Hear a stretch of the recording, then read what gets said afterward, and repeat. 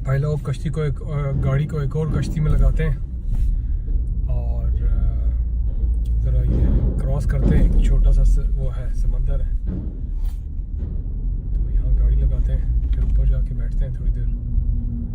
एक आधे घंटे का सफ़र है, ज़्यादा नहीं है।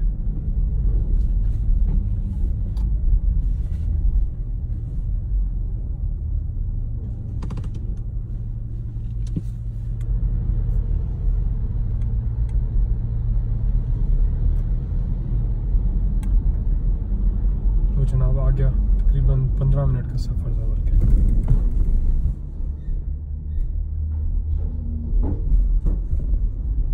ये लो सर, कश्ती का सफ़र ख़त्म, रोड का सफ़र शुरू। और आज लंबी हाइक पे जा रहे हैं, तकरीबन 4-5 घंटे की हाइक है, बहुत अच्छी जगह। तो वहाँ से इंशाल्लाह तस्वीरें खींच के वीडियो खींच के। भाई लोग तक अस्सलाम वालेकुम। आज ऐसा है कि 6 जून है, जुमेरात का दिन है, और मैं आपसे मुखातिब हूँ नॉर्वे से। इस जगह का नाम है पाल्कस्टोन, जिसको इंग्लिश में कहते हैं पल्पिट रॉक। नॉर्वे आने का मकसद सिर्फ एक ही था, 2 बल्कि इस जगह पर। इस जगह का नाम है स्टेवेंगर। ओस्लो जो इनका कैपिटल है, वहाँ से तकरीबन 50 मिनट की फ़्लाइट थी। कल आया हूँ यहाँ पर। यहाँ आने का मकसद था 2 जगह पे हाइक करना। एक ये जो पल्पिट रॉक है, एक और जगह है जहाँ कल जाऊँगा या परसों शायद। 4 दिन यहाँ स्टे है। स्टेवेंगर से यहाँ पर आने के लिए, पल्पिट रॉक पे आने के लिए 2 तरीके हैं।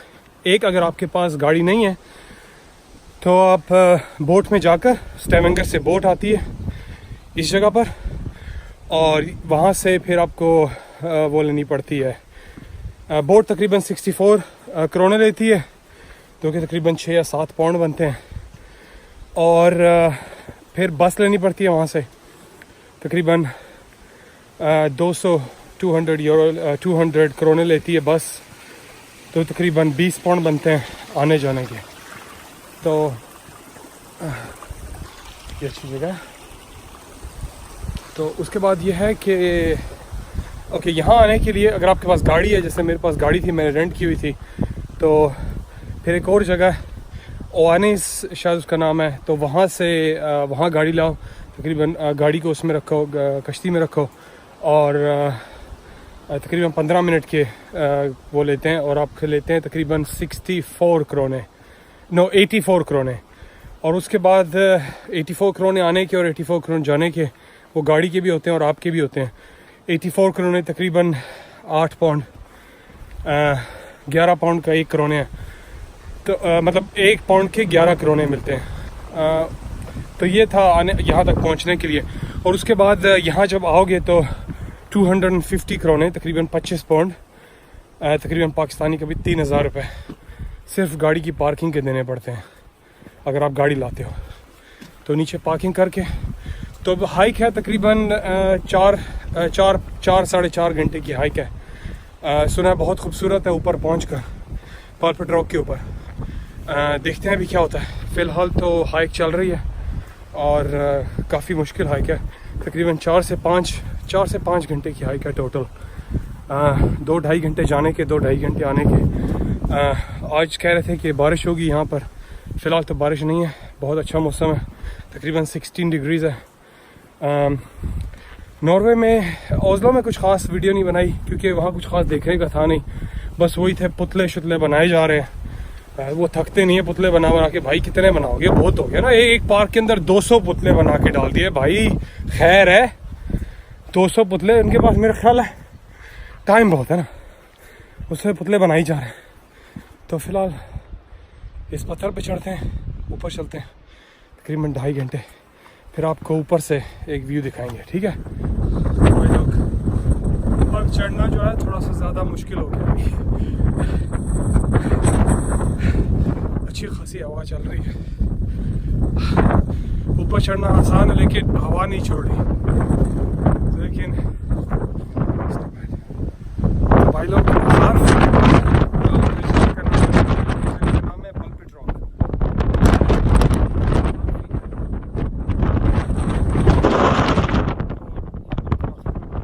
इससे ज़्यादा आगे नहीं जा सकते। इस जगह का नाम है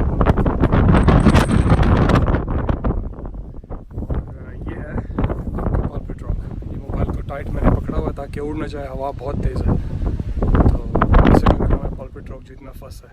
तकरीबन मुझे लगे तकरीबन यहाँ पहुँचने में, मैंने 9 बजे शुरू किया था, 10:10 हुए, 1 घंटा 10 मिनट। ज़्यादातर लोग वहाँ नीचे निकल के 2 घंटे। It's good, it's beautiful out here. अब चलो भाई लोग, पल्पिट रॉक आ गए। ये पीछे पल्पिट रॉक है मेरे, जिसके बारे में इतना और बहुत खूबसूरत जगह है। बहुत मज़ा आया यहाँ हाइक करने का। तो अभी तकरीबन 2.5 घंटे हाइक साथ में खाना लाया हूँ। यहाँ पे कुछ नहीं मिलता, बना के लाया हूँ बर्जीन के और टमाटोस के। कल रात को बर्गर बनाया था ब्रेकफास्ट। तो अभी नीचे जाते हैं, तकरीबन 1.5 घंटे का सफ़र है। तो वहाँ से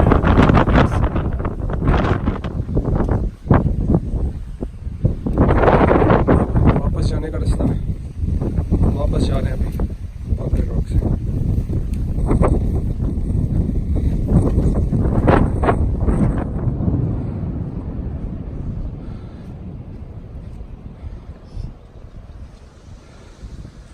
बादल टाइट गरज रहे हैं, लगता है बारिश आने वाली है टाइट अभी।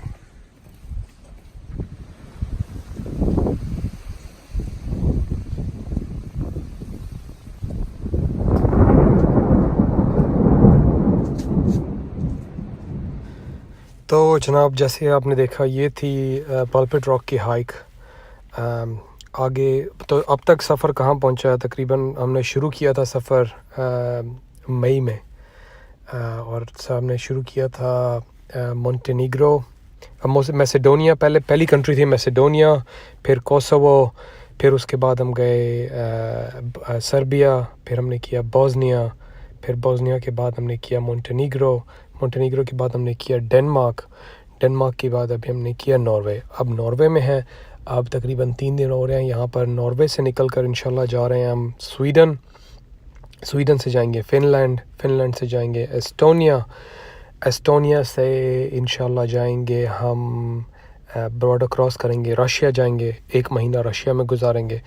फिर रशिया से निकल कर हम जाएंगे कज़ाकिस्तान, फिर हम कज़ाकिस्तान में से गाड़ी उठाएंगे और कज़ाकिस्तान से जाएंगे हम किर्गिस्तान, ताजिकिस्तान, उज़्बेकिस्तान और तुर्कमानिस्तान। तो वो सारी कंट्रीज़ करेंगे। तो हम बोला एक रीकैप सा कर दें कि कहाँ पहुँचे हैं। तकरीबन 25% सफ़र हो चुका है, 7 मुल्क हो चुके हैं और काफ़ी सारे मुल्क अभी बाकी हैं जो करने हैं। तो बहुत अच्छा सफ़र चल रहा है, किसी किस्म का कोई मसला नहीं हुआ अभी तक। छोटे मोटे मसले होते रहते हैं लेकिन कोई बड़ा टेंशन नहीं हुआ, कोई फ़्लाइट वगैरह मिस नहीं हुई, सब कुछ बुक है और बड़े अच्छे तरीके से सफ़र चल रहा है। खाने पीने खा रहे हैं। नॉर्वे में बहुत मज़ा आया। एक दुनिया का सबसे महंगा तरीन मुल्क है, लेकिन यहाँ पे वेल खाई हमने। दुनिया में आप 3 जगह पे वेल खा सकते हो, एक नॉर्वे में, एक जापान में और एक आइसलैंड में। तो यही 3 मुल्क हैं जो दुनिया में वेल को मारते हैं। उसके अलावा हर जगह पर बैन है, ये बैन मैं नहीं मानते। तो ये इन जगहों पर हमने यहाँ पर वेल खाई और यहाँ पर एक गूज़ है, एक मूज़ खाना है और एक और डियर है, एंटीलोप है। तो वो डियर वो भी खाएंगे इंशाल्लाह। उसको खाने का प्रोग्राम है 1-2 दिन में। और कल कोरियन खाना खाया यहाँ पे, बहुत मज़ा आया। पल्पिट रॉक के ऊपर जब पहुँचे आज तो बहुत तेज़ हवा चल रही थी और वापसी में बारिश भी शुरू हो गई थी। तो भीगते भीगते गाड़ी में आए और इस वक्त मैं गाड़ी में बैठा हूँ और अपनी शिप अभी आई है तो उसके अंदर गाड़ी लगाएंगे और इंशाल्लाह वापसी स्टेवेंगर जाएंगे। आज आराम करना है स्टेवेंगर में, काफ़ी हाइक हो गई है। प्रोग्राम है वापस स्टेवेंगर जाने का। वहाँ पे सोच रहे हैं कोई थाई मसाज की जगह ढूंढ के जाके ज़रा मसाज करवाएं टांगों के लिए। और क्योंकि कल जो है बहुत मुश्किल हाइक है, कल तकरीबन 8-9 घंटे की हाइक है और सारा दिन सिर्फ हाइक ही होगी कल, उसके अलावा और कुछ नहीं है। और ये वीडियो जो मैंने नाम पे लोगों को अपने फैमिली के शुरू किया था, तो ये वीडियो मैं अपने भाई के नाम करना चाहूँगा, जो हम हमारे बड़े भाई हैं। उनका नाम है सनी, उनको हम प्यार से कहते हैं दानियाल साहब आदमी हैं। तो ये जो है वीडियो, ये साहबाना वीडियो है, तो मैं बोला ये अपने बड़े भाई के नाम कर देते हैं। वैसे तो है हमारे छोटे भाई, लेकिन अगर आप उनको देखेंगे तो हमसे बड़े लगते हैं। तो ये वीडियो उनके लिए इसलिए कि अगर उनको वो सनी यहाँ पर होता तो उसको ये जगह बहुत मज़ा आता, ये गाड़ी को इधर कश्तियों में डालना और निकालना, और बहुत अच्छी ड्राइव, बहुत क्लासिकल ड्राइव थी। तो फ़िलहाल के लिए जो ये आप पिक्चर देख रहे हैं, मैं यहीं पे खड़ा हुआ हूँ। तो फ़िलहाल के लिए अल्लाह हाफ़िज़, फिर अगली वीडियो में मिलेंगे।